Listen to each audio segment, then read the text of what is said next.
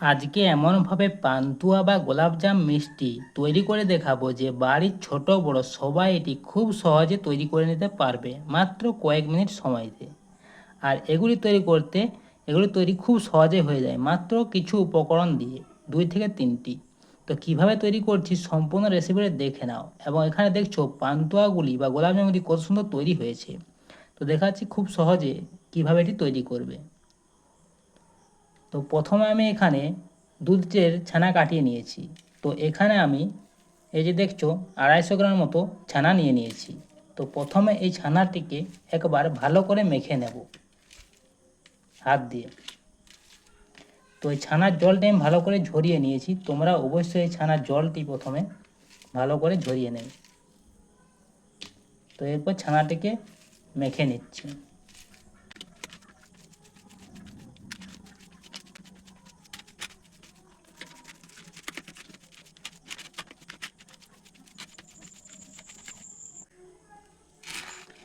তো এখানে দেখছো আমি ছানাটা কিছুক্ষণ মেখে নিয়েছি। এরপর দেখছি ছানাটা কতটা সফট হয়ে গেছে, আর যে দানা দানা ভাবটি আছে ছিল সেটি আর নেই। তো এরকম করে তোমাদের প্রথমে ছানাটাকে কিছুক্ষণ মেখে নিতে হবে। তারপর এখানে দিয়ে দিচ্ছি 1 চা চামচ চিনির গুঁড়ো। তো চিনির গুঁড়ো দিলে গোলাপজামের কালারটি আরও ভালো আসবে। আর তার সঙ্গে আমি দিয়ে দিয়েছি কিছুটা এলাচের গুঁড়ো। তো এরপর এখানে দিয়ে দিচ্ছি আমি 1 চা চামচ সুজি। আর দিচ্ছি এখানে 50 গ্রাম ময়দা।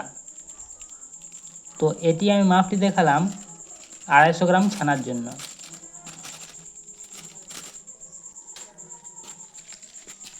তো এরপর এই সব কিছু আরও ভালো করে মিশিয়ে নেব। প্রয়োজন পড়লে হালকা জল দিয়ে এটিকে মেখে নেব।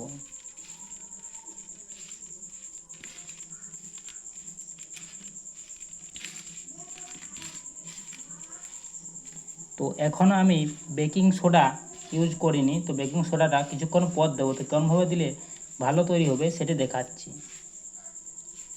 তো প্রথমে এগুলি ভালো করে মিশিয়ে নিচ্ছি।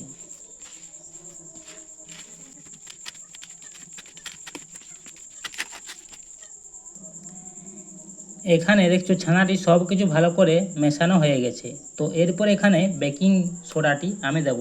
তো আমি এখানে বেকিং সোডা ইউজ করছি, বেকিং পাউডার না। তো আমি এখানে এই যে দেখছো বেকিং সোডা নিয়ে নিয়েছি, তো একেবারে অল্প। এখানে আমি নিয়েছি 1/4 চা চামচের বেকিং সোডা।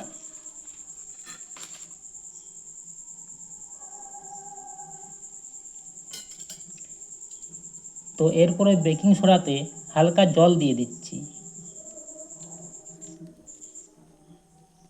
দিয়ে বেকিং সোডাটি গুলে নিচ্ছি প্রথমে জলটিতে।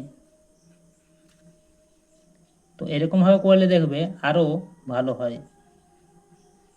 তো এরপর জলটি গুলিয়ে নিয়ে এরপর এই ছানাটি বেকিং সোডার সঙ্গে ভালো করে আরও মিশিয়ে নিচ্ছি।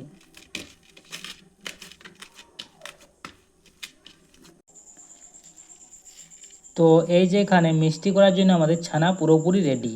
তো এরপর এগুলি মিষ্টির সাইজ করে কেটে নিচ্ছি। তোমরা যেমন সাইজ করতে চাও সেরকম ছোট বড় কেটে নেবে। তা আমি দেখাচ্ছি কীরকম সাইজের তৈরি করব।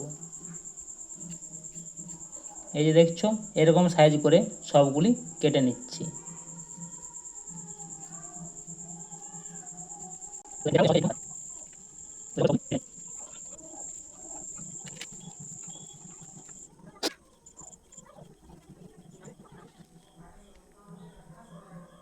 তো দেখছো সবগুলি কেটে নিয়েছি। এরপর গোল গোল মিষ্টির মতো করে নিচ্ছি। এই গোলটি তোমরা একটু সময় দিয়ে ভালো করে তৈরি করবে।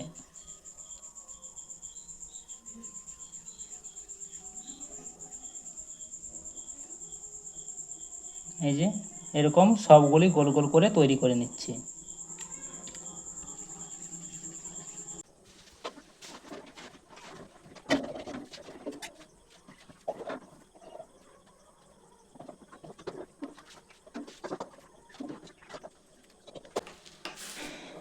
এখানে সবগুলি গোল গোল মিষ্টিগুলি গোল গোল তৈরি করে নিয়েছি। তো এরপর এগুলি তেলে ভেজে নেব। তার আগে চিনির রসটি তৈরি করে নেব। চিনির রসটি তৈরি করার জন্য আমি এখানে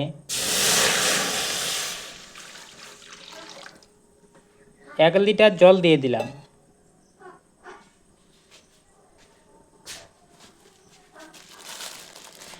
তো এরপর এখানে 250 গ্রাম চিনি দিয়ে দিচ্ছি।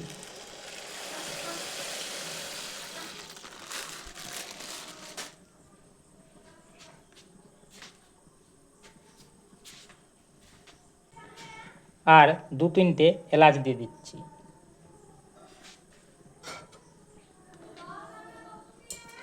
তো এখানে আমি চিনির রসটি বেশি পুরো করব না, তো একবার ফুটে গেলেই এটিকে নামিয়ে নেব।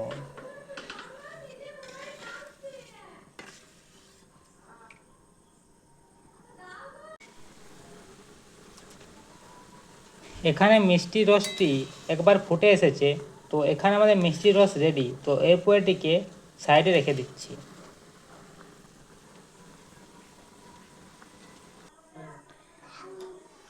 এরপর মিষ্টিগুলি ভেজে নেব। তো তার জন্য কড়াইয়ে সাদা তেল চাপিয়ে দিয়েছি।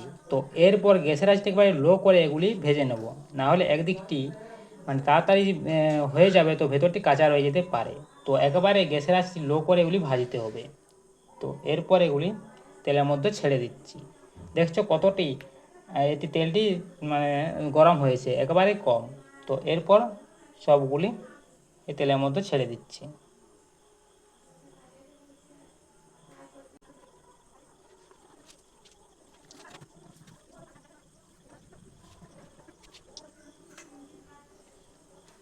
তো এরপর এগুলি হালকা হালকা নাড়তে থাকবো,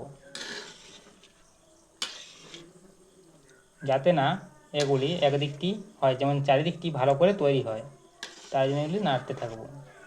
তো দেখছো এখানে কিছুক্ষণ পরেই কতটি ফুলে এগুলি উপরে উঠে আসছে।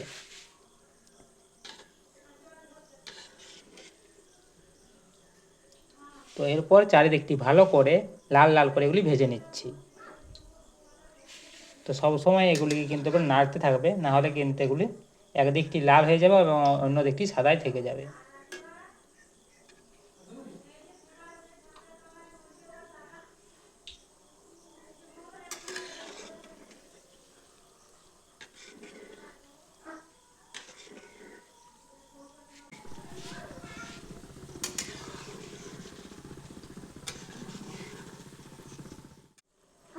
তো মিষ্টি কিছুক্ষণ ভাজার পর দেখছো মিষ্টির কত সুন্দর একটি কালার চলে এসেছে। তো এরপর এগুলিকে তুলে নিচ্ছি। এই যে দেখছো। তো এরপর এগুলি তুলে মিষ্টির যে রসটি তৈরি করে রেখেছিলাম চিনির, সেটার মধ্যে ছেড়ে দিচ্ছি। তো এই যে এখানে চিনির রসটি আছে, তো এটি এখানে হালকা গরম আছে, তো অবশ্যই হালকা গরমে এখানে চিনির রসটি রাখতে হবে।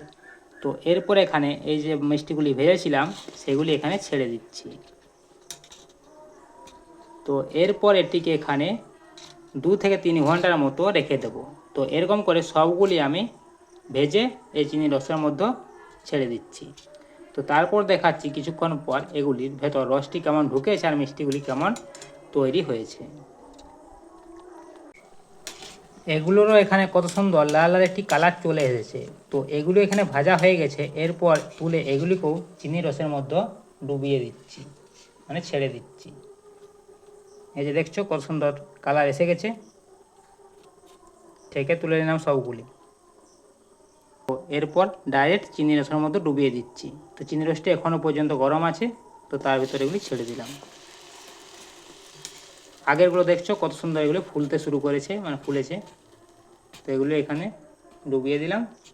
এরপর কিছুক্ষণ পর দেখাচ্ছি মিষ্টিগুলি কতটা ফুলেছে বা কেমন তৈরি হয়েছে। তো এখন আগেরগুলো দেখো কত সুন্দর নরম আর কতটা ফুলে গেছে। তো এরপর দেখাচ্ছি কিছুক্ষণ পর। 2 থেকে 3 ঘন্টা পর দেখো মিষ্টিগুলি কত সুন্দর তৈরি হয়েছে আর কতটি ফুলেছে। এই দেখছো, আর ভিতরে রসটি পুরোপুরি ঢুকে গেছে। এই যে দেখছো কত নরম হয়েছে। দেখো, দেখলে কিভাবে খুব সহজে মাত্র কতগুলো উপকরণ দিয়ে আমাদের এখানে কালোজাম মিষ্টি তৈরি হয়ে গেল।